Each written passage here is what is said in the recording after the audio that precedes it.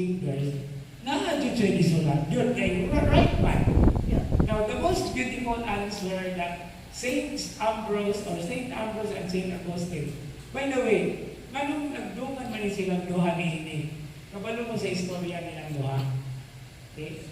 Saint Augustine was baptized by Saint Ambrose. And Saint Ambrose was the bishop in Milan where Saint Augustine was baptized. Okay? So, kung sila, di na mawala ang ilang connection. So most probably, this is also what Saint Augustine learned from Ambrose. Because Saint Ambrose used to preach to so many people. And of course, one of those was Augustine. And if you knew and if you know the story of Augustine, okay, he was a sinner, right? So he was a convert, and he was baptized by Saint Ambrose. Now, according to Saints Ambrose and Augustine, it was a parabolic writing. Okay. Parabolic writing, pag yung sama, naghimo siya parable, o naghimo siya lingin.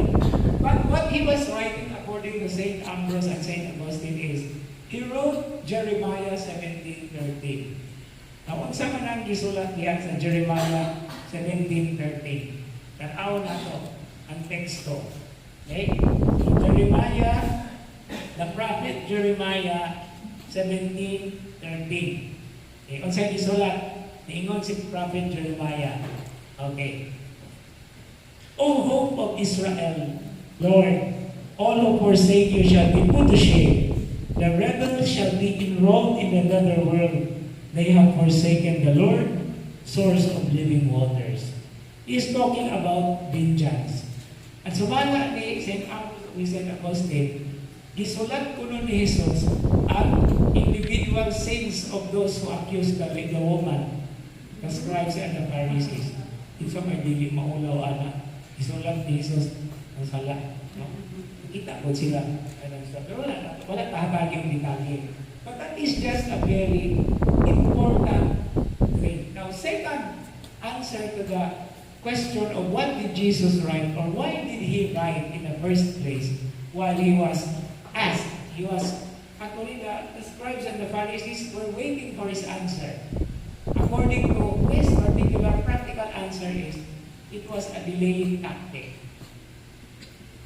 And why delaying tactic? Because it is to draw the attention away from the woman. Ipalayo ang focus. Kunya, there is still another reason for the delaying tactic. For the accusers to take a look at themselves first before looking at the other. No? Muna siya'y hagyo o hagit sa pagpamalan. Muna na wala na ikaw si Jesus. O wala niya, wala siya nagpakabana. Actually, nagpakabana siya, pero he wanted the people to realize what they have done. No? Gano man, sa ato ang istorya kanina, asa man ang lalaki? In the first place, ganong babae naman ilang dinala? Posible po na ang babae nagpadala rapon. O gibayaran ba? Daghan kayong mga city na ito, no?